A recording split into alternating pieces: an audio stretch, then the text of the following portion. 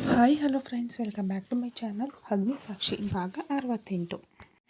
ಅರುಂಧತಿ ಅವರ ಬಳಿಯಿಂದ ಮೇಲಕ್ಕೆ ಹೋದ ಆದಿ ಗಾನವಿಯೊಂದಿಗೆ ಒಂದು 10 ದಿನ ಹೊರಗೆ ಹೋಗುತ್ತಿದ್ದೇವೆ ಎಂದು ಹೇಳಿದ ಕೂಡಲೇ ಎಲ್ಲಿಗ್ರಿ ಎಂದು ಕೇಳುತ್ತಾಳೆ ಗಾನವಿ. ಏನು ಹೇಳಿದರೆ ಮಾತ್ರ ಬರ್ತೀಯಾ ಅನ್ನೋದಿದ್ದರೆ ಮೂತಿ ಸೊಟ್ಟಗೆ ಮಾಡಿ ಇಲ್ಲ ಬರ್ತೀನಿ ಎಂದು ತಲೆ ಅಲ್ಲಾಡಿಸುತ್ತಾಳೆ. ಗಾನವಿಯನ್ನು ಹಾಗೆ ನೋಡಿ ನಕ್ಕು, ಸರಿ ಇಬ್ಬರ ಬಟ್ಟೆಗಳನ್ನು ಬ್ಯಾಗ್ನಲ್ಲಿ ಪ್ಯಾಕ್ ಮಾಡು ಎಂದು ಅಲ್ಲಿಂದ ಹೊರಟು ಹೋಗುತ್ತಾನೆ ಆದಿ ಹೋದ ಕೂಡಲೇ ಸಡನ್ನಾಗಿ ಎಲ್ಲಿಗೋ ಹೋಗೋಣ ಅಂತಿದ್ದಾರೆ, ಎಲ್ಲಿಗೋ ಅಂದುಕೊಳ್ಳುತ್ತಾ ಏನು ಹೇಳಲ್ಲ ಇವರು ಎಂದು ಏನೋ ಬಿಡು ಬಟ್ಟೆ ಜೋಡಿಸಲು ಹೇಳಿದ್ದಾರಲ್ಲ ಅಂದುಕೊಂಡು ಇಬ್ಬರ ಬಟ್ಟೆಗಳನ್ನು ಪ್ಯಾಕ್ ಮಾಡುತ್ತಾಳೆ ಗಾನವಿ. ಮಾರನೇ ದಿನ ಬೆಳಿಗ್ಗೆಯೇ ಮನೆಯಲ್ಲಿ ತನ್ನ ಗ್ರ್ಯಾನಿಗೆ ಮತ್ತು ಕೃಷ್ಣ ಅವರಿಗೆ ಹೇಳಿ ಗಾನವಿಯೊಂದಿಗೆ ಹೊರಡುತ್ತಾನೆ ಆದಿ. ಎಲ್ಲಿಗೆ ಹೋಗುತ್ತಿದ್ದೇವೋ ಏನೋ ತಿಳಿಯದೆ ಆದಿ ಹಿಂದೆ ನಡೆಯುತ್ತಾಳೆ ಗಾನವಿ. ಹೋಗುತ್ತಾ ಅರುಂಧತಿ ಅವರ ಕಾಲಿಗೆ ನಮಸ್ಕರಿಸಿದರೆ ಗಾನವಿಯನ್ನು ನೋಡಿ ಸಂತೋಷದಿಂದ ಅಪ್ಪಿಕೊಂಡು ನಿನ್ನ ಗಂಡನೊಂದಿಗೆ ಚೆನ್ನಾಗಿ ಸಂತೋಷವಾಗಿ ಹೋಗಿ ಬಾ ಎಂದು ಅನ್ನುತ್ತಾರೆ. ಕೃಷ್ಣ ಅವರ ಕಾಲಿಗೂ ನಮಸ್ಕರಿಸಿದಾಗ ಅವರು ಸಂತೋಷವಾಗಿರು ತಾಯಿ ಎಂದು ಆಶೀರ್ವದಿಸಿ ಕಳುಹಿಸುತ್ತಾರೆ. ಕಲ್ಪ ಮತ್ತು ಕಾವ್ಯಾಳನ್ನು ಒಮ್ಮೆ ಅಪ್ಪಿಕೊಂಡು ಇಬ್ಬರು ಸೇರಿ ಕಾರಿನಲ್ಲಿ ಹೊರಡುತ್ತಾರೆ. ಆಗಲೂ ಆದಿ ಎಲ್ಲಿಗೆ ಕರೆದುಕೊಂಡು ಹೋಗುತ್ತಿದ್ದಾನೆಂದು ತಿಳಿಯದಿದ್ದಾಗ ಏನ್ರಿ ಎಲ್ಲಿಗೆ ಹೋಗುತ್ತಿದ್ದೇವೆ ಎಂದು ತನ್ನ ಕಾತುರವನ್ನು ತಡೆದುಕೊಳ್ಳಲಾಗದೆ ಮತ್ತೆ ಕೇಳುತ್ತಾಳೆ ಗಾನವಿ. ಹೋಗುತ್ತಿದ್ದೇವಲ್ಲ ಅಲ್ಲಿಯೇ ನೋಡ್ತೀಯ ಬಿಡು ಅನ್ನುತ್ತಾನೆ ಆದಿ. ಹೇಳಬಾರದಾಗಿತ್ತಾ ಎಂದು ಮುದ್ದಾಗಿ ಕೇಳುತ್ತಿದ್ದರೆ ಅವಳ ಮಾತುಗಳನ್ನು ಸ್ವಲ್ಪವೂ ಲೆಕ್ಕಿಸದೆ ಏರ್ಪೋರ್ಟ್ ಕಡೆಗೆ ತನ್ನ ಕಾರನ್ನು ಓಡಿಸುತ್ತಾನೆ.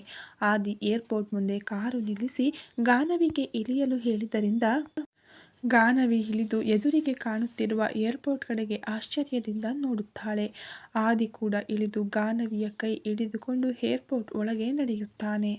ಏನ್ರಿ ನಾವು ವಿಮಾನ ನಿಲ್ದಾಣಕ್ಕೆ ಬಂದಿದ್ದೇವಾ, ಅಷ್ಟಕ್ಕೂ ಎಲ್ಲಿಗೆ ಹೋಗುತ್ತಿದ್ದೇವೆ ಎಂದು ಸಂತೋಷದಿಂದ ಕೇಳುತ್ತಿದ್ದರೆ ನಾನು ಎಲ್ಲಿಗೆ ಕರೆದುಕೊಂಡು ಹೋದರೆ ಅಲ್ಲಿಗೆ ಬಾ ಅನ್ನುತ್ತಾ ಗಾನವಿಯನ್ನು ಕರೆದುಕೊಂಡು ಒಳಗೆ ಹೋಗುತ್ತಾನೆ. ಯಾವತ್ತೂ ನೋಡದ ಏರ್ಪೋರ್ಟನ್ನು ಆಶ್ಚರ್ಯದಿಂದ ನೋಡುತ್ತಾ ಸಂಭ್ರಮ ಪಡುತ್ತಿರುತ್ತಾಳೆ ಗಾನವಿಯ ಆ ಎಲ್ಲ ಸಂತೋಷವನ್ನು ಅವಳಿಗೆ ತಿಳಿಯದಂತೆ ತನ್ನ ಫೋನ್ನಲ್ಲಿ ಸೆರೆ ಹಿಡಿಯುತ್ತಿರುತ್ತಾನೆ ಆದಿ. ಫ್ಲೈಟ್ ಅನೌನ್ಸ್ಮೆಂಟ್ ಕೇಳಿಸುತ್ತಿದ್ದಂತೆ ಬೋರ್ಡಿಂಗ್ ಕಡೆಗೆ ನಡೆಯುತ್ತಾನೆ ಆದಿ. ಗಾನವಿಯೊಂದಿಗೆ ಫ್ಲೈಟ್ ಒಳಗೆ ಹೋದ ಕೂಡಲೇ ಒಳಗಡೆ ಎಲ್ಲವನ್ನು ಸಂಭ್ರಮದಿಂದ ನೋಡುತ್ತಿದ್ದರೆ ಅವರಿಬ್ಬರಿಗೂ ಬಂದ ಸೀಟುಗಳಲ್ಲಿ ಒಂದು ವಿಂಡೋ ಸೀಟ್ ಆಗಿದ್ದರಿಂದ ವಿಂಡೋ ಸೀಟ್ ಕಡೆಗೆ ಗಾನವಿಯನ್ನು ಕೂರಿಸಿ ಅವಳ ಪಕ್ಕದಲ್ಲೇ ಕೂರುತ್ತಾನೆ ಆದಿ. ಏನ್ರಿ ನಾನು ಚಿಕ್ಕವಳಿದ್ದಾಗ ವಿಮಾನಗಳು ಮನೆಯ ಮೇಲಿಂದ ಹೋಗುತ್ತಿದ್ದರೆ ಮಾಳಿಗೆ ಹತ್ತಿ ನೋಡುತ್ತಿದ್ದೆ, ಆದರೆ ನಿಜವಾದ ಫ್ಲೈಟ್ನಲ್ಲಿ ಪ್ರಯಾಣಿಸುತ್ತಿರುವುದು ಈಗಲೇ ಎಂದು ಸಂತೋಷವಾಗಿ ಹೇಳುತ್ತಿರುತ್ತಾಳೆ ಗಾನವಿಯ ಸಂತೋಷವನ್ನು ಅವಳು ಹೇಳುವ ಮಾತುಗಳನ್ನೆಲ್ಲ ಕೇಳುತ್ತಿರುತ್ತಾನೆ ಆದಿ. ಅಷ್ಟರಲ್ಲಿ ಫ್ಲೈಟ್ ಟೇಕ್ ಆಫ್ಗೆ ಸಿದ್ಧವಾಗುತ್ತಿದ್ದರೆ ಸೀಟ್ ಬೆಲ್ಟ್ ಹಾಕಿಕೊಳ್ಳಲು ಅನೌನ್ಸ್ಮೆಂಟ್ ಬರುತ್ತಿರುತ್ತದೆ. ಗಾನವಿಗೆ ತಾನೇ ಸೀಟ್ ಬೆಲ್ಟ್ ಹಾಕಿ ತಾನು ಕೂಡ ಹಾಕಿಕೊಳ್ಳುತ್ತಾನೆ ಆದಿ. ಫ್ಲೈಟ್ ಟೇಕ್ ಆಫ್ ಆಗುತ್ತಿದ್ದಂತೆ ಭಯಪಟ್ಟ ಗಾನವಿ ಆದಿ ಕೈಯನ್ನು ಗಟ್ಟಿಯಾಗಿ ಹಿಡಿದುಕೊಂಡಾಗ ಗಾನವಿ ಭಯಪಡಬೇಡ ಎಂದು ಹೇಳಿ ಅವಳ ಬೆನ್ನು ಸವರುತ್ತಿರುತ್ತಾನೆ ಆದಿ. ಸ್ವಲ್ಪ ಹೊತ್ತಿಗೆ ಫ್ಲೈಟ್ ಸರಾಗವಾಗಿ ಹಾರಲು ಶುರುವಾದಾಗ ಮೆಲ್ಲಗೆ ಕಣ್ಣು ತೆರೆಯುತ್ತಾಳೆ ಗಾನವಿ. ತನ್ನದು ವಿಂಡೋ ಸೀಟ್ ಆಗಿದ್ದರಿಂದ ತಲೆ ತಿರುಗಿಸಿ ನೋಡಿದ ಗಾನವಿಗೆ ಮೋಡಗಳು ತನ್ನ ಪಕ್ಕದಲ್ಲೇ ಇದ್ದಂತೆ ಕಾಣಿಸುತ್ತಾ ತಾನು ಮೋಡಗಳಲ್ಲಿ ತೇಲುತ್ತಿರುವಂತೆ ಅನ್ನಿಸುತ್ತಿದ್ದರೆ ಸಂಭ್ರಮದಿಂದ ಅವುಗಳ ಕಡೆ ನೋಡುತ್ತಾ ಚಿಕ್ಕ ಮಗುವಿನಂತೆ ಸಂತೋಷ ಪಡುತ್ತಾಳೆ.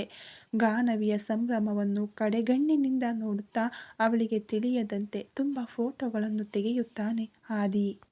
ಸ್ವಲ್ಪ ಹೊತ್ತಿಗೆ ಫ್ಲೈಟ್ ಲ್ಯಾಂಡ್ ಆದ ಕೂಡಲೇ ಫ್ಲೈಟ್ ಇಳಿದು ಏರ್ಪೋರ್ಟ್ನಿಂದ ಹೊರಗೆ ಬರುತ್ತಾರೆ. ಹೊರಗೆ ಬಂದ ಗಾನವಿಗೆ ಎದುರಿಗೆ ಮನಾಲಿ ಎಂಬ ಬೋರ್ಡ್ ಸುಂದರವಾಗಿ ಕಾಣಿಸುತ್ತಿದ್ದರೆ ಆದಿ ಕಡೆ ಆನಂದದಿಂದ ನೋಡುತ್ತಾ ಏನ್ರಿ ನಾವು ಮನಾಲಿಗೆ ಬಂದಿದ್ದೇವಾ ಎಂದು ಕೇಳುತ್ತಿದ್ದರೆ ಬೋರ್ಡ್ ಮೇಲೆ ಅದೇ ಹೆಸರಿದೆಯಲ್ಲ ಎಂದು ಅನ್ನುತ್ತಾನೆ. ಯಾವ ವಿಷಯವನ್ನು ಸರಿಯಾಗಿ ಹೇಳಲ್ಲವಲ್ಲ ಎಂದು ಅಂದುಕೊಳ್ಳುತ್ತಾ ಸುತ್ತಲೂ ನೋಡುತ್ತಾ ಇರುತ್ತಾಳೆ ಗಾನವಿ. ಅಷ್ಟರಲ್ಲಿ ಅವರು ಬುಕ್ ಮಾಡಿದ್ದ ಕ್ಯಾಬ್ ಬಂದಿದ್ದರಿಂದ ಅದರಲ್ಲಿ ಆದಿ ಮೊದಲೇ ಬುಕ್ ಮಾಡಿದ್ದ ಕಾಟೇಜ್ಗೆ ಹೋಗುತ್ತಾರೆ ಇಬ್ಬರು. ಸುತ್ತಲೂ ಹಸಿರು ಪ್ರಕೃತಿ, ಸುಂದರವಾದ ಕಾಟೇಜ್ಗಳು ನೀಟಾಗಿ ಇದ್ದರೆ ರಿಸೆಪ್ಷನ್ನಲ್ಲಿ ತಮ್ಮ ಕಾಟೇಜ್ ಕೀಗಳನ್ನು ತೆಗೆದುಕೊಂಡು ಆ ಕಡೆಗೆ ನಡೆಯುತ್ತಾರೆ ಆದಿ ಮತ್ತು ಗಾನವಿ. ಸರ್ವಿಸ್ ಬಾಯ್ ಅವರ ಹಿಂದೆಯೇ ಲಗೇಜ್ ತೆಗೆದುಕೊಂಡು ಬಂದು ಡೋರ್ ಓಪನ್ ಮಾಡಿ ಲಗೇಜ್ ಒಳಗೆ ಇಟ್ಟು ಟಿಪ್ ತೆಗೆದುಕೊಂಡು ಹೊರಟು ಹೋಗುತ್ತಾನೆ.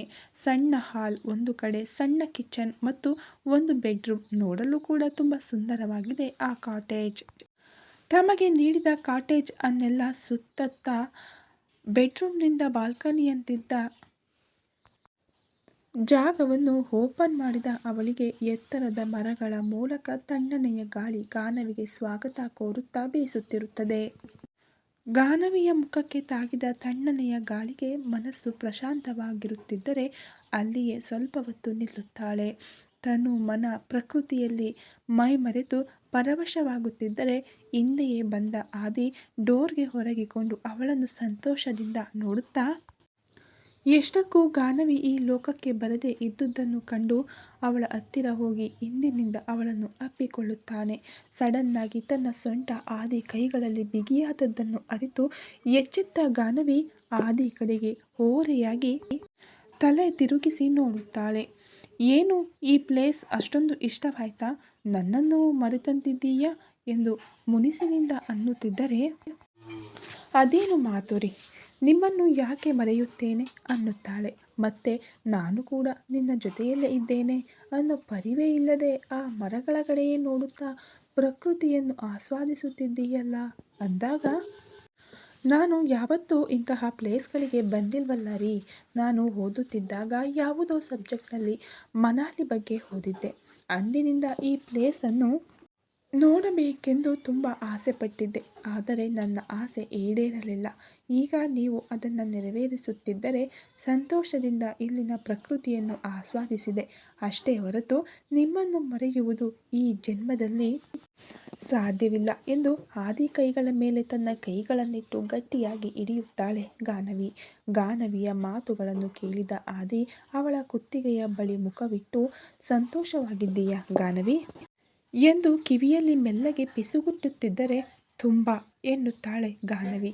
ಸ್ವಲ್ಪ ಹೊತ್ತು ಇಬ್ಬರು ಸೇರಿ ಆ ಬಾಲ್ಕನಿಯಲ್ಲಿರುವ ಚೇರ್ಗಳಲ್ಲಿ ಕುಳಿತು ಆಗಲೇ ಹಸಿವಾಗುತ್ತಿದ್ದರೆ ಮಧ್ಯಾಹ್ನದ ಸಮಯವಾಗಿದ್ದರಿಂದ ಲಂಚ್ ಆರ್ಡರ್ ಮಾಡುತ್ತಾನೆ ಆದಿ. ಲಂಚ್ ಬರುವಷ್ಟರಲ್ಲಿ ಇಬ್ಬರು ಫ್ರೆಶ್ ಆಗಿ ಬರುತ್ತಾರೆ. ಅಷ್ಟರಲ್ಲಿ ಯಾರೋ ರೂಮ್ ಡೋರ್ ನಾಕ್ ಮಾಡಿದ್ದರಿಂದ ಹೋಗಿ ಬಾಗಿಲು ತೆಗೆದ ಆದಿಗೆ ಎದುರಿಗೆ ರೂಮ್ ಬಾಯ್ ಲಂಚ್ನೊಂದಿಗೆ ಕಾಣಿಸುತ್ತಾನೆ. ಅವನು ತಂದ ಲಂಚ್ ತೆಗೆದುಕೊಂಡು ಅವನಿಗೆ ಏನೋ ಹೇಳಿ ಕಳುಹಿಸುತ್ತಾನೆ ಆದಿ. ಓಕೆ ಸರ್ ಅನ್ನುತ್ತಾ ಅವನು ಆದಿಯಿಂದ ಸ್ವಲ್ಪ ಹಣ ಪಡೆದು ಹೊರಟು ಹೋಗುತ್ತಾನೆ. ಅವನು ಅಲ್ಲಿಂದ ಹೋದ ನಂತರ ಲಂಚ್ ತೆಗೆದುಕೊಂಡು ಒಳಗೆ ಬರುತ್ತಾನೆ. ಆದಿ ಬಳಿ ಇದ್ದ ಲಂಚ್ ಟ್ರೇ ತೆಗೆದುಕೊಂಡು ಇಬ್ಬರಿಗೂ ಪ್ಲೇಟ್ಗಳಲ್ಲಿ ಬಡಿಸಿದ ಕೂಡಲೇ ಹರಟೆ ಹೊಡೆಯುತ್ತಾ ಲಂಚ್ ಮುಗಿಸುತ್ತಾರೆ ಇಬ್ಬರು. ಲಂಚ್ ಆದ ನಂತರ ಸ್ವಲ್ಪ ಹೊತ್ತು ರೆಸ್ಟ್ ತಗೋ ಗಾನವಿ, ಸಂಜೆ ಹತ್ತಿರದಲ್ಲಿರುವ ಸೈಟ್ ಸೀಯಿಂಗಿಗೆ ಹೋಗೋಣ ಎನ್ನುತ್ತಿದ್ದರೆ ಸರಿ ಎಂದು ಸ್ವಲ್ಪ ಹೊತ್ತು ರೆಸ್ಟ್ ತೆಗೆದುಕೊಳ್ಳಲು ಹೋಗುತ್ತಾಳೆ. ಆದಿ ಸ್ವಲ್ಪ ಹೊತ್ತು ಯಾವುದೋ ಫೋನ್ ಕರೆಗಳನ್ನು ಮಾಡಿ ಕೆಲವರೊಂದಿಗೆ ಮಾತನಾಡಿ ಒಳಗೆ ಬಂದು ನೋಡುವಷ್ಟರಲ್ಲಿ ಆಗಲೇ ದಣಿದಿದ್ದ ಗಾನವಿ ನಿದ್ದೆಗೆ ಜಾರಿರುತ್ತಾಳೆ. ನಿದ್ದೆಯಲ್ಲಿರುವ ಗಾನವಿ ಸುಂದರವಾಗಿ ಕಾಣಿಸುತ್ತಿದ್ದರೆ ತಾನು ಕೂಡ ಬೆಡ್ ಮೇಲೆ ಒರಗಿ ಗಾನವಿಯನ್ನು ಅಪ್ಪಿಕೊಂಡು ಮಲಗುತ್ತಾನೆ. ಹಾಗೆ ಮಲಗಿದವರಿಗೆ ಸಂಜೆಯವರೆಗೂ ಎಚ್ಚರವಾಗದಿದ್ದರೆ ಮೊದಲು ಎದ್ದ ಗಾನವಿ ಕಣ್ಣು ತೆರೆಯುವಷ್ಟರಲ್ಲಿ ತನ್ನ ಎದೆಯೊಳಗೆ ಮುಖ ಬಚ್ಚಿಟ್ಟುಕೊಂಡು ಮಲಗಿರುತ್ತಾನೆ ಆದಿ.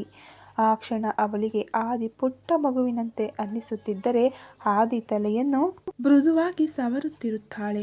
ಗಾನವಿ ತಲೆ ಸವರುತ್ತಿದ್ದರೆ ಇನ್ನಷ್ಟು ಹಾಯಾಗಿ ಅನ್ನಿಸಿದ ಆದಿಗೆ ಮತ್ತೊಂದು ಅರ್ಧ ಗಂಟೆಯಾದರೂ ಎಚ್ಚರವಾಗುವುದಿಲ್ಲ. ಎಚ್ಚರವಾದ ಆದಿ ಮೆಲ್ಲಗೆ ಕಣ್ಣು ತೆರೆಯುವಷ್ಟರಲ್ಲಿ ಎದುರಿಗೆ ಗಾನವಿಯ ಸುಂದರವಾದ ಮುಖ ನಿರ್ಮಲವಾಗಿ ಕಾಣಿಸುತ್ತಿದ್ದರೆ ಮನಸ್ಸಿಗೆ ಸಂತೋಷವೆನಿಸುತ್ತದೆ.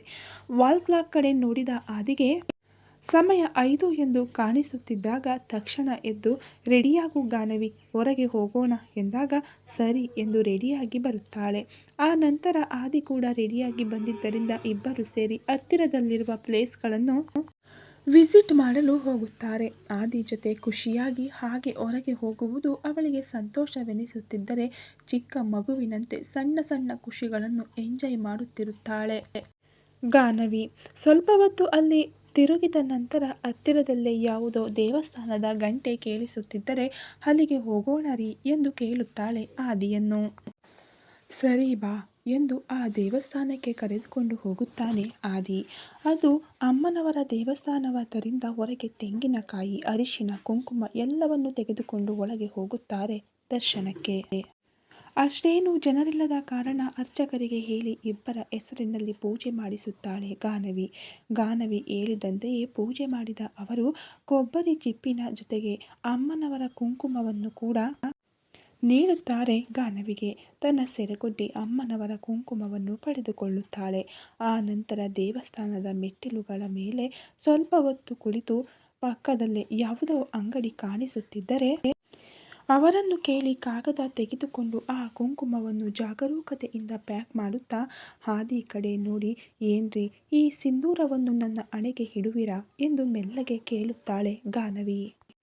ಗಾನವಿಯ ಕೋರಿಕೆಯ ಮೇರೆಗೆ ಆದಿ ಅವಳ ಹಣೆಗೆ ಸಿಂಧೂರ ಇಟ್ಟ ಕೂಡಲೇ ಗಾನವಿಯ ಸಂತೋಷಕ್ಕೆ ಪಾರವೇ ಇರುವುದಿಲ್ಲ.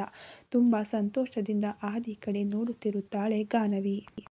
ಏನು ಹಾಗೆ ನೋಡುತ್ತಿದ್ದೀಯಾ ಎಂದರೆ ಏನೂ ಇಲ್ಲ ಎಂದು ಹೇಳುತ್ತಾ ಕೊಬ್ಬರಿ ಚಿಪ್ಪನ್ನು ಸ್ವಲ್ಪ ಹೊಡೆದು ಆದಿಗೆ ಸಣ್ಣ ತುಂಡನ್ನು ಪ್ರಸಾದವಾಗಿ ನೀಡುತ್ತಾಳೆ.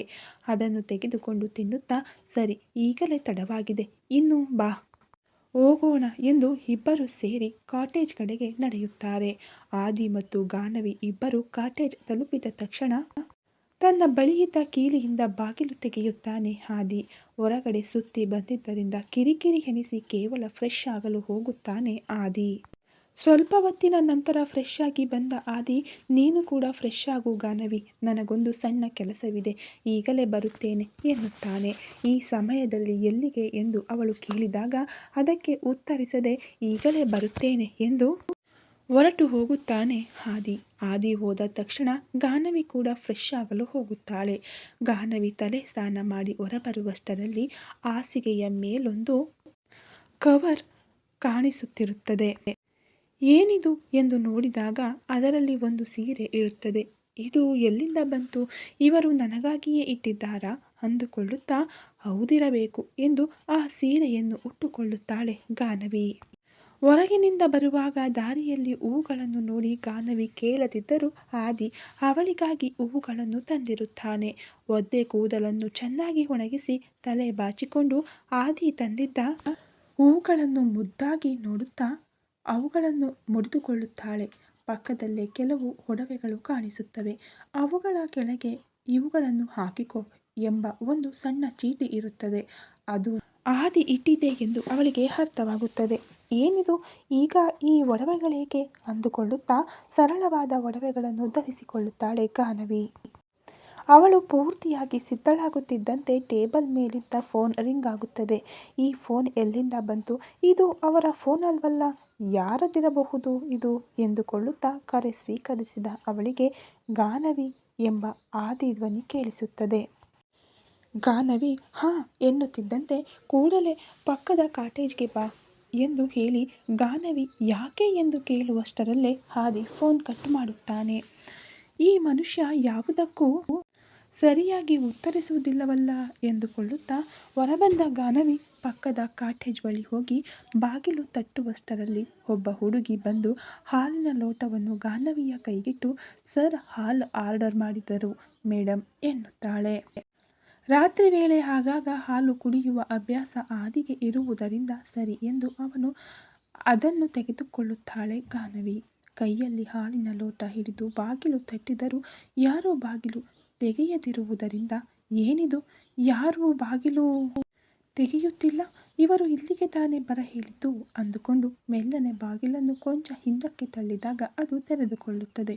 ಹೋ, ಬಾಗಿಲು ತೆಗೆದೇ ಇತ್ತಾ ಅಂದುಕೊಳ್ಳುತ್ತಾ ಒಳಬಂದ ಗಾನವಿಗೆ ಕೋಣೆಯ ದೀಪಗಳನ್ನೆಲ್ಲ ಆರಿಸಿ ಸುವಾಸನೆಯುಕ್ತ ಮೇಣದ ಬತ್ತಿಗಳು ಬೆಳಗುತ್ತಿರುವುದನ್ನು ಕಂಡು ಆಶ್ಚರ್ಯವಾಗುತ್ತದೆ.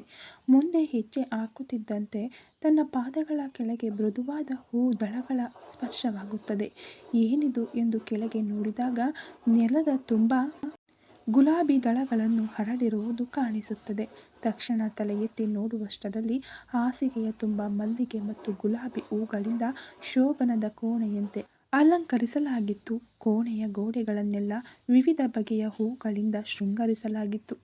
ಮತ್ತೇರಿಸುವ ಅಗರಬತ್ತಿಯ ಘಮಲೊಂದು ಕಡೆ, ಸುವಾಸನೆಯುಕ್ತ ಕ್ಯಾಂಡಲ್ಗಳ ಪರಿಮಳ ಇನ್ನೊಂದು ಕಡೆ ಮನಸ್ಸನ್ನು ಸೆಳೆಯುತ್ತಿದ್ದರೆ, ಆಗ ಅವಳಿಗೆ ಏನೋ ನೆನಪಾದಂತೆ ತಾನು ಹುಟ್ಟಿದ್ದ ಸೀರೆಯನ್ನು ನೋಡಿಕೊಳ್ಳುತ್ತಾಳೆ. ಅದು ಬಿಳಿ ಸೀರೆಯಾಗಿದ್ದರಿಂದ ಆದಿ ಆ ಸೀರೆ ಮತ್ತು ಒಡವೆಗಳನ್ನು ಅಲ್ಲಿ ಯಾಕೆ ಇಟ್ಟಿದ್ದನೆಂದು ಅರ್ಥವಾಗಿ ಒಮ್ಮೆಲೆ ಗಾನವಿಯ ಎದೆ ಬಡಿತ ಹೆಚ್ಚಾಗುತ್ತದೆ. ಗಾನವಿ ಒಳ ಬರುತ್ತಿದ್ದಂತೆ ಬಾಗಿಲಿಗೆ ಚಿಲಕ ಹಾಕಿ ಪಕ್ಕದಿಂದಲೇ ಗಾನವಿಯ ಭಾವನೆಗಳನ್ನು ಗಮನಿಸುತ್ತಿರುತ್ತಾನೆ ಆದಿ. ಗಾನವಿ ಕೋಣೆಯನ್ನೆಲ್ಲ ನೋಡುತ್ತಾ ಆದಿ ಎಲ್ಲಿದ್ದಾನೆಂದು ಕಡೆಗಣ್ಣಿನಿಂದ ಹುಡುಕುತ್ತಿರುತ್ತಾಳೆ. ಅವಳ ನೋಟವನ್ನು ಗಮನಿಸಿದ ಆದಿ ಮುಗುಳ್ನಕ್ಕೂ ಸದ್ದಿಲ್ಲದೆ ಅವಳ ಬಳಿ ಹೋಗಿ ಹಿಂದಿನಿಂದ ಅವಳನ್ನು ತಬ್ಬಿಕೊಳ್ಳುತ್ತಾನೆ. ಗಾನವಿಯ ದೇಹವು ಒಮ್ಮೆಲೆ ರೋಮಾಂಚನಗೊಂಡು ನಡುಗುತ್ತದೆ. ಆದಿಯ ಕೈ ಸ್ಪರ್ಶಕ್ಕೆ ಆ ಕ್ಷಣ ಗಾನವಿ ಹಣೆಯಲ್ಲಿ ಬೆವರು ಮೂಡುತ್ತದೆ. ಗಾನವಿಯ ಪರಿಸ್ಥಿತಿಯನ್ನು ಅರ್ಥ ಮಾಡಿಕೊಂಡ ಆದಿ ಮೆಲ್ಲನೆ ಅವಳನ್ನು ತನ್ನತ್ತ ತಿರುಗಿಸಿಕೊಳ್ಳುತ್ತಾನೆ. ಆದಿಯ ಸ್ಪರ್ಶದಿಂದ ಅಲ್ಲಿಯವರೆಗೆ ಇದ್ದ ಸ್ವಲ್ಪ ನಾಚಿಕೆ ಮತ್ತು ಇಂದಿನ ಮೊದಲ ರಾತ್ರಿ ಹೇಗೆ ಕಳೆದಿತ್ತೆಂಬ ನೆನಪು ಬಂದು ಕೊಂಚ ಭಯದಿಂದ ಕೆಳಗಿಳಿದಿದ್ದ ತನ್ನ ಕಣ್ಣುಗಳನ್ನು ಮೆಲ್ಲನೆ ಮೇಲಕ್ಕೆತ್ತಿ ನೋಡುತ್ತಾಳೆ ಗಾನವಿ. ಎದುರಿಗೆ ಬಿಳಿಯ ಪಂಚೆ ಮತ್ತು ಶರ್ಟ್ನಲ್ಲಿ ಹುಣ್ಣಿಮೆ ಚಂದ್ರನಂತೆ ಕಂಗೊಳಿಸುತ್ತಾ ಸುಂದರವಾದ ಮುಗುಳ್ನಗೆಯೊಂದಿಗೆ ನಿರ್ಮಲವಾದ ಮೊಗದಿಂದ ತನ್ನನ್ನೇ ನೋಡುತ್ತಾ ನಿಂತಿರುತ್ತಾನೆ ಆದಿ. ಆದಿ ಕಣ್ಣುಗಳಲ್ಲಿ ಕಾಣುತ್ತಿದ್ದ ತುಂಟತನಕ್ಕೆ ಗಾನವಿಯ ಭಯ ಸ್ವಲ್ಪ ಕಡಿಮೆಯಾಗುತ್ತಲೇ ತಕ್ಷಣ ನಾಚಿಕೆಯಿಂದ ಕಣ್ರೆಪ್ಪೆಗಳು ವಾಲುತ್ತವೆ. ಗಾನವಿಯ ಗಲ್ಲದ ಕೆಳಗೆ ಬೆರಳಿಟ್ಟು ಅವಳ ಮುಖವನ್ನು ಮೇಲಕ್ಕೆತ್ತಿ ನಿನಗೆ ಇಷ್ಟವಿಲ್ಲವೇ ಎಂದು ಕೇಳುತ್ತಾನೆ. ಏನೂ ಮಾತನಾಡದೆ ಮೌನವಾಗಿರುತ್ತಾಳೆ ಗಾನವಿ. ಹೋ, ಹಾಗಾದರೆ ಇಷ್ಟವಿಲ್ಲವೇ ಎಂದು ಆದಿ ಅಲ್ಲಿಂದ ಹಿಂತಿರುಗಲು ಮುಂದಾದಾಗ ಎಲ್ಲಿ ತನ್ನನ್ನು ತಪ್ಪಾಗಿ ಅರ್ಥ ಮಾಡಿಕೊಳ್ಳುತ್ತಾನೋ ಎಂದು ಆದಿ ಕೈಯನ್ನು ಚಕ್ಕನೆ ಹಿಡಿದು ಅಂಥದ್ದೇನೂ ಇಲ್ಲ, ನನಗೆ ಇಷ್ಟವೇ ಎನ್ನುತ್ತಾ ತಾನು ಏನು ಹೇಳಿದ್ದನೆಂದು ಮೆಲ್ಲನೆ ಅರಿವಾಗಿ ಆದಿ ಕಡೆ ನೋಡುವಷ್ಟರಲ್ಲಿ ಅವನು ತುಂಟತನದಿಂದ ಅವಳನ್ನೇ ನೋಡಿ ನಗುತ್ತಿರುತ್ತಾನೆ ಆದಿ. ಆದಿ ನಗೆಯನ್ನು ನೋಡಿ ತನ್ನನ್ನು ಕಾಲೆಳೆಯಲು ಹಾಗೆ ಅಂದನೆಂದು ಅರ್ಥವಾಗಿ ಕೈಬಿಟ್ಟು ತಲೆ ತಗ್ಗಿಸಿ ಹಾಲು ಎಂದು ನಡುಗುವ ದನಿಯಲ್ಲಿ ಹೇಳುತ್ತಾಳೆ ಗಾನವಿ. ಗಾನವಿಯ ಕೈಯಿಂದ ಹಾಲಿನ ಲೋಟವನ್ನು ತೆಗೆದುಕೊಂಡು ತಾನು ಅರ್ಧ ಕುಡಿದು ಉಳಿದಿದ್ದನ್ನು ಗಾನವಿಗೆ ಕೊಡುತ್ತಾನೆ. ಆದಿ ಕಡೆಗಣ್ಣಿನಿಂದ ನೋಡುತ್ತಾ ಆ ಹಾಲನ್ನು ಕುಡಿಯುತ್ತಾಳೆ. ಹಾಲು ಕುಡಿದ ನಂತರ ಗಾನವಿ ಲೋಟವನ್ನು ಪಕ್ಕಕ್ಕಿಟ್ಟು ಬಿಳಿಯ ಸೀರೆಯಲ್ಲಿ, ಜಡೆಯಲ್ಲಿ ಮಲ್ಲಿಗೆ, ಸಣ್ಣ ಹಣೆ, ದಟ್ಟವಾದ ಹುಬ್ಬುಗಳು, ಕಾಡಿಗೆ ಇಟ್ಟ ಕಣ್ಣುಗಳು, ಸಂಪಿಗೆಯಂಥ ಮೂಗು, ನಾಚಿಕೆಯಿಂದ ಕೆಂಪಾದ ಕೆನ್ನೆಗಳು, ಹೂವಿನ ಮಕರಂದವನ್ನೆಲ್ಲ ತನ್ನಲ್ಲೇ ಅಡಗಿಸಿಕೊಂಡಿರುವ ಕೆಂಪು ತುಟಿಗಳು, ಶಂಖದಂತಹ ಕುತ್ತಿಗೆ, ಸ್ವಲ್ಪ ಕೆಳಗೆ ಬಂದರೆ ಉಕ್ಕಿ ಬರುತ್ತಿರುವ ಯೌವನ, ತೆಳುವಾದ ಹೊಟ್ಟೆ, ಬಳುಕುವ ಸಣ್ಣ ನಡುವಿನ ಮಡಿಕೆ, ಒಟ್ಟಾರೆಯಾಗಿ ಅಪ್ಸರೆಯಂತೆ ಕಾಣುತ್ತಿದ್ದ ಅವಳನ್ನು ಕೆಳಗಿನಿಂದ ಮೇಲಕ್ಕೆ ಮತ್ತೊಮ್ಮೆ ನೋಡಿದ ಆದಿಗೆ ಗಾನವಿಯ ತುಟಿಗಳ ಮೇಲೆ ಹಾಲಿನ ಹನಿಗಳು ಅಂಟಿಕೊಂಡಿರುವುದು ಕಾಣಿಸುತ್ತದೆ. ಅವುಗಳನ್ನು ತನ್ಮಯತೆಯಿಂದ ಅಪ್ಪಿಕೊಳ್ಳುತ್ತಾನೆ. ಆದಿ ಕೊಡುತ್ತಿರುವ ಮುತ್ತಿನ ಮಧುರತೆಗೆ ಮೈಮರೆತ ಗಾನವಿ ಪರವಶಳಾಗಿ ಕಣ್ಣು ಮುಚ್ಚಿಕೊಳ್ಳುತ್ತಾಳೆ. ಸ್ವಲ್ಪ ಹೊತ್ತಿನ ನಂತರ ಗಾನವಿಯನ್ನು ಬಿಟ್ಟು ತನ್ನೆರಡು ಕೈಗಳಿಂದ ಅವಳನ್ನು ಎತ್ತಿಕೊಳ್ಳುತ್ತಾನೆ ಆದಿ. ಕಣ್ಣು ಮುಚ್ಚಿಕೊಂಡಿದ್ದ ಗಾನವಿಯ ದೇಹ ಒಮ್ಮೆಲೆ ಗಾಳಿಯಲ್ಲಿ ತೇಲಿದಂತಾಗಿ ಕಣ್ಣು ತೆರೆದು ನೋಡಿದಾಗ ತಾನು ಆದಿಯ ತೋಳುಗಳಲ್ಲಿದ್ದೇನೆಂದು ತಿಳಿದು ಅವನ ಕಡೆ ನೋಡುತ್ತಾಳೆ. ಅವನು ಅವಳನ್ನೇ ನೋಡುತ್ತಿರುತ್ತಾನೆ ಆದಿ. ಮತ್ತೊಮ್ಮೆ ಆ ನೋಟಕ್ಕೆ ನಾಚಿಕೆಯಿಂದ ಮುದುಡಿಕೊಳ್ಳುತ್ತಾಳೆ. ಅವಳನ್ನು ಹಾಸಿಗೆಯ ಮೇಲಿದ್ದ ಹೂವಿನ ಹಾಸಿನ ಮೇಲೆ ಮಲಗಿಸುತ್ತಾನೆ ಆದಿ. ನಾಚಿಕೆಯಿಂದ ಕೆಳಗಿಳಿದ ಗಾನವಿಯ ಕಣ್ಣುಗಳ ಕಡೆ ನೋಡುತ್ತಾ ಅವಳ ಹಣೆಯ ಮೇಲೆ ಮುತ್ತಿಡುತ್ತಾನೆ ಆದಿ. ಅಲ್ಲಿಂದ ಮುಚ್ಚಿದ ಕಣ್ಣುಗಳ ಮೇಲೆ ಮುತ್ತಿಟ್ಟು ಮೂಗಿನ ನತ್ತನ್ನು ಮೆಲ್ಲನೆ ಸವರಿ ಕೆಂಪಾದ ಕೆನ್ನೆಗಳನ್ನು ಸೇರುತ್ತಾನೆ ಆದಿ. ಅವುಗಳನ್ನು ತನ್ನ ತುಟಿಗಳಿಂದ ಸ್ಪರ್ಶಿಸಿ ಮೆಲ್ಲನೆ ತುಟಿಗಳ ಬಳಿ ಬಂದು ಮತ್ತೊಮ್ಮೆ ಅವಳ ತುಟಿಗಳನ್ನು ಆವರಿಸಿಕೊಳ್ಳುತ್ತಾನೆ. ಆ ಮುತ್ತಿಗೆ ಗಾನವಿಯ ದೇಹದಲ್ಲಿ ಬಿಸಿ ಉಸಿರು ಏರುತ್ತಿದ್ದಂತೆ ತುಟಿಗಳನ್ನು ಬಿಟ್ಟು ಸ್ವಲ್ಪ ಕೆಳಗೆ ಜಾರಿದ ಆದಿ ಅವಳ ಗಲ್ಲಕ್ಕೆ ಸಣ್ಣ ಮುತ್ತನ್ನಿಟ್ಟು ಶಂಖದಂತಹ ಕುತ್ತಿಗೆಯ ಬಳಿ ಸೇರುತ್ತಾನೆ. ಮೆಲ್ಲನೆ ಗಾನವಿಯ ಒಡವೆಗಳ ಜೊತೆಗೆ ಉಡುಪುಗಳು ಒಂದೊಂದಾಗಿ ದೂರವಾಗುತ್ತಿದ್ದಂತೆ ಮೊದಲಿಗೆ ಅವಳ ಸೆರಗು ಗಾನವಿಯಿಂದ ದೂರವಾಗುತ್ತದೆ. ಗಾನವಿಯ ಕುತ್ತಿಗೆಯನ್ನು ತನ್ನ ತುಟಿಗಳಿಂದ ಸ್ಪರ್ಶಿಸುತ್ತಿದ್ದಂತೆ ಗಾನವಿಯ ಅಣುವಿನಲ್ಲೂ ತನ್ಮಯತೆ ಹೆಚ್ಚಾಗಲು ಎದೆಬಡಿತ ಹೆಚ್ಚಾಗಿ ಬಿಗಿಯಾಗಿದ್ದ ರವಿಕೆಯಿಂದ ಆಕೆಯ ಎದೆಗಳು ಉಬ್ಬಿ ಕಾಣಿಸುತ್ತವೆ. ಕುತ್ತಿಗೆಯಿಂದ ಕೆಳಗೆ ಜಾರಿದ ಆದಿ ಉಕ್ಕಿ ಬರುತ್ತಿರುವ ಗಾನವಿಯ ಎದೆಗಳನ್ನು ನೋಡುತ್ತಾ ಅವುಗಳ ಭಾರವನ್ನು ನಾನೇ ಕಡಿಮೆ ಮಾಡುತ್ತೇನೆಂಬಂತೆ ಹಲ್ಲುಗಳಿಂದ ಅವುಗಳ ಬಂಧನವನ್ನು ಬಿಡಿಸುತ್ತಾನೆ. ಅಲ್ಲಿಯವರೆಗೆ ಬಂದಿಯಾಗಿದ್ದ ಅವುಗಳಿಗೆ ಮುಕ್ತಿ ಸಿಕ್ಕಂತೆ ಗಾನವಿಯ ಎದೆಗಳು ಒಮ್ಮೆಲೆ ಉಬ್ಬಿ ಬರಲು ಆದಿಯಲ್ಲಿ ಕೆರಳುತ್ತಿರುವ ಮೋಹವನ್ನು ತಡೆಯಲಾಗದೆ ಅತಿಯಾದ ಆಸೆಯಿಂದ ಗಾನವಿಯ ಎದೆಯಲ್ಲೇ ಮುಖ ಬಚ್ಚಿಟ್ಟುಕೊಳ್ಳುತ್ತಾನೆ. ಆದಿ ಮಾಡುತ್ತಿರುವ ಕೆಲಸಗಳಿಗೆ ಗಾನವಿಯ ಒಡಲಲ್ಲಿ ಒಂದು ಬಿರುಗಾಳಿಯೇ ಏರುತ್ತಿರುತ್ತದೆ. ಆದಿಯ ಸ್ಪರ್ಶಕ್ಕೆ ಗಾನವಿಯ ದೇಹದ ಪ್ರತಿಯೊಂದು ಕಣವೂ ಕಂಪಿಸುತ್ತಿದ್ದರೆ ಗಾನವಿಯ ಎದೆಗಳನ್ನು ತನ್ನ ತುಟಿಗಳ ಮಧುರ ಸ್ಪರ್ಶದಿಂದ ಪೋಷಿಸಿ ಗಾಢವಾದ ಒಂದು ಹಲ್ಲಿನ ಗುರುತನ್ನು ಅವಳ ಹೃದಯದ ಮೇಲೆ ಮೂಡಿಸಿ ಹಿಮಗಿರಿಯ ಸೊಬಗಿನಿಂದ ಕೆಳಗೆ ಜಾರುವ ಜಲಪಾತದಂತೆ ಕೆಳಗೆ ಸಾಗುತ್ತಾನೆ ಆದಿ. ಮೈದಾನದಂತಿರುವ ತೆಳುವಾದ ಹೊಟ್ಟೆಯ ಭಾಗವು ತನ್ನ ದಾಹವನ್ನು ಮತ್ತಷ್ಟು ಹೆಚ್ಚಿಸುತ್ತಿದ್ದರೆ ನಡುವಿನ ಒಕ್ಕಲ ಭಾಗವು ಆದಿಯ ದಾಹವನ್ನು ತೀರಿಸುವ ಒಯಾಸಿಸ್ ಆಗುತ್ತದೆ.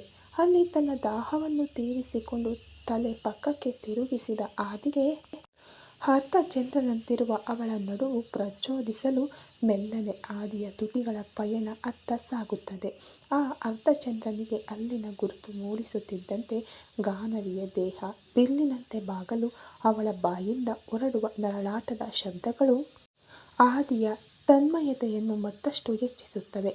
ಮತ್ತೊಮ್ಮೆ ಗಾನವಿಯ ತುಟಿಗಳತ್ತ ತನ್ನ ಪಯಣ ಬೆಳೆಸುತ್ತಾನೆ ಆದಿ. ಆದಿಯ ಈ ಲೀಲೆಗಳಿಗೆ ಆಗಲೇ ಪರವಶಳಾಗಿ ಕಣ್ಣು ಮುಚ್ಚಿಕೊಂಡಿದ್ದ ಗಾನವಿಯನ್ನು ನೋಡಿ ಅಂತಿಮ ಘಟ್ಟಕ್ಕೆ ತೆರೆ ಎಳೆಯುತ್ತಾನೆ ಆದಿ. ಇಬ್ಬರ ನಡುವೆ ಉಳಿದಿದ್ದ ಅಲ್ಪ ಸ್ವಲ್ಪ ಉಡುಪುಗಳು ದೂರವಾಗಲು ಬೆಳದಿಂಗಳಿನಲ್ಲಿ ಬೆಳ್ಳಿಯ ಬೊಂಬೆಯಂತೆ ಗಾನವಿಯ ದೇಹ ಹೊಳೆಯುತ್ತಿರುತ್ತದೆ. ಆದಿಯ ತುಟಿಗಳು ಗಾನವಿಯ ದೇಹದ ಅಣುವನ್ನು ಮೀಟಲು ಏರುತ್ತಿರುವ ದೇಹದ ತಾಪಕ್ಕೆ ತನ್ನೆರಡು ಮುಷ್ಟಿಗಳಲ್ಲಿ ಬೆಡ್ಶೀಟನ್ನು ಬಿಗಿಯಾಗಿ ಹಿಡಿದುಕೊಳ್ಳುತ್ತಾಳೆ ಗಾನವಿ. ಗಾನವಿಯ ಸ್ಥಿತಿಯನ್ನು ನೋಡಿದ ಆದಿಗೆ ಗಾನವಿ ತಮ್ಮ ಮಿಲನಕ್ಕೆ ಸಂಪೂರ್ಣವಾಗಿ ಸಿದ್ಧಳಾಗಿದ್ದಾಳೆಂದು ಅರ್ಥವಾಗಿ ಇನ್ನೂ ತಡಮಾಡದೆ ಅವಳೊಳಗೆ ಪ್ರವೇಶಿಸುತ್ತಾನೆ. ತಮ್ಮ ಮೊದಲ ಮಿಲನದ ನೆನಪಿಗೆ ಉಂಟಾದ ನೋವಿಗೆ ಗಾನವಿಯ ಕಣ್ಣಂಚಿನಿಂದ ಬಿಸಿಯಾದ ಕಣ್ಣೀರು ಕೆಳಗೆ ಜಾರಿ ದಿಂಬಿನಲ್ಲಿ ಇಂಗಿ ಹೋದರೆ ಅವಳ ತುಟಿಗಳಿಂದ ಹೊರಬರಲಿದ್ದ ಶಬ್ದ ಆದಿಯ ತುಟಿಗಳ ಮಾಯೆಯಲ್ಲಿ ಸಿಲುಕಿಕೊಳ್ಳುತ್ತದೆ. ಆದಿ ಇಷ್ಟು ದಿನ ಗಾನವಿ ಮೇಲಿಟ್ಟುಕೊಂಡಿದ್ದ ತನ್ನ ಪ್ರೀತಿಯನ್ನೆಲ್ಲ ಒಮ್ಮೆಲೆ ತೋರಿಸುತ್ತಿದ್ದರೆ ತನಗೆ ತಡೆದುಕೊಳ್ಳಲಾಗದಿದ್ದರೂ ತನ್ನ ಆದಿಯ ಅರ್ಧಭಾಗವಾಗಿ ಸಂಪೂರ್ಣವಾಗಿ ಆದಿಯ ಹೆಂಡತಿಯಾಗಿರುವ ಆ ಕ್ಷಣವನ್ನು ಸತಿಯಾಗಿ ಸಂತೋಷದಿಂದ ಸ್ವಾಗತಿಸುತ್ತಾಳೆ. ಸುಮಾರು 2 ಗಂಟೆಗಳ ನಂತರ ಗಾನವಿಯನ್ನು ಬಿಟ್ಟ ಆದಿ ಗಾನವಿಯತ್ತ ನೋಡುವಷ್ಟರಲ್ಲಿ ಒದ್ದೆ ಕಣ್ಣುಗಳಿಂದ ಪ್ರೀತಿಯಿಂದ ಆದಿಯನ್ನೇ ನೋಡುತ್ತಿದ್ದ ಗಾನವಿಯನ್ನು ಕಂಡು ಕಣ್ಣೀರು ಒರೆಸುತ್ತಾ ಕಷ್ಟವಾಯಿತೇ ಎಂದು ಅನುರಾಗದಿಂದ ತಲೆ ಸವರಿ ಕೇಳುತ್ತಾನೆ. ಇಲ್ಲವೆಂದು ತಲೆಯಾಡಿಸುತ್ತಾಳೆ ಗಾನವಿ. ಗಾನವಿಯ ಉತ್ತರಕ್ಕೆ ಅವಳ ಹಣೆಯ ಮೇಲೆ ಮುತ್ತಿಟ್ಟು ಮತ್ತೊಮ್ಮೆ ಅವಳನ್ನು ಅಪ್ಪಿಕೊಳ್ಳುತ್ತಾನೆ ಆದಿ. ಈ ಬಾರಿ ಬೆಳಗಿನ ಜಾವದವರೆಗೂ ಅವಳನ್ನು ಬಿಡದೆ ಹೋದರೆ ಗಂಡನ ಪ್ರೀತಿಗೆ ಸಂಪೂರ್ಣವಾಗಿ ಶರಣಾದ ಗಾನವಿ ಆ ರಾತ್ರಿ ಅವರ ಕಾಮ ಸಾಮ್ರಾಜ್ಯದಲ್ಲಿ ನಡೆದ ಶೃಂಗಾರ ರಸಕೇಳಿಯಲ್ಲಿ ಸೌಂದರ್ಯದ ಔತಣ ನೀಡುವ ರತಿದೇವಿ ತಾನಾದರೆ ಸುಸ್ತರಿಯದ ಮನ್ಮಥ ತಾನಾಗುತ್ತಾನೆ. ಆದಿ ಎಷ್ಟೊತ್ತಿಗೋ ಬೆಳಗಿನ ಜಾವ ಇಬ್ಬರ ದೇಹಗಳು ದಣಿದು ತೃಪ್ತಿ ತುಂಬಿದ ಹೃದಯಗಳೊಂದಿಗೆ ಒಬ್ಬರನ್ನೊಬ್ಬರು ನೋಡಿಕೊಳ್ಳುವ ಹೊತ್ತಿಗೆ ದಣಿದ ಮುಖದಿಂದ ಚೆದುರಿದ ಕೂದಲಿನಿಂದ ಬಾಡಿದ ಹೂಗಳಿಂದ ಮೈಮೇಲೆ ಮೂಡಿದ ಬೆವರಿನ ಹನಿಗಳಿಂದ ಗಾನವಿ ಆದಿಗೆ ಮತ್ತಷ್ಟು ಸುಂದರವಾಗಿ ಕಾಣಿಸುತ್ತಾಳೆ. ಅವಳನ್ನು ಬಿಡಲು ಮನಸ್ಸಿಲ್ಲದಿದ್ದರೂ ಗಾನವಿ ತುಂಬ ದಣಿದಿದ್ದಾಳೆಂದು ಅರ್ಥವಾಗಿ ಪಕ್ಕಕ್ಕೆ ವಾಲಿದ ಆದಿ ಗಾನವಿಯ ಹಣೆಗೆ ಪ್ರೀತಿಯಿಂದ ಮುತ್ತಿಟ್ಟು ಅವಳನ್ನು ತನ್ನ ಎದೆಯ ಮೇಲೆ ಒರಗಿಸಿಕೊಳ್ಳುತ್ತಾನೆ. ಆದಿಯ ಹೃದಯದ ಮೇಲೆ ಮಲಗಿದ ಗಾನವಿ ಆ ಹೃದಯಕ್ಕೆ ಮುತ್ತಿಟ್ಟು ಆದಿಯ ಎದೆ ಬಡಿತವನ್ನು ಕೇಳುತ್ತಾ ಮೆಲ್ಲನೆ ನಿದ್ದೆಗೆ ಜಾರುತ್ತಾಳೆ. ಹಸುಗೂಸಿನಂತೆ ತನ್ನ ಎದೆಯ ಮೇಲೆ ನಿದ್ರಿಸುತ್ತಿರುವ ಗಾನವಿಯನ್ನು ನೋಡುತ್ತಾ ಆದಿ ಕೂಡ ನಿದ್ದೆಗೆ ಜಾರುತ್ತಾನೆ. ಈ ಕಥೆ ಇನ್ನೂ ಮುಂದುವರಿಯುವುದು. ಫ್ರೆಂಡ್ಸ್, ದಯವಿಟ್ಟು ಸ್ಟೋರಿ ಇಷ್ಟ ಆಗ್ತಾ ಇದ್ದರೆ ಲೈಕ್ ಮಾಡಿ, ಶೇರ್ ಮಾಡಿ, ಕಮೆಂಟ್ ಮಾಡಿ, ಹಾಗೆ ಸಬ್ಸ್ಕ್ರೈಬ್ ಮಾಡಿಕೊಂಡು ವಿಡಿಯೋ ನೋಡಿ. ಪಕ್ಕದಲ್ಲಿ ಕಾಣೋ ಬೆಲ್ ಐಕನ್ ಕೂಡ ಕ್ಲಿಕ್ ಮಾಡ್ಕೊಳ್ಳಿ. Thank you so much.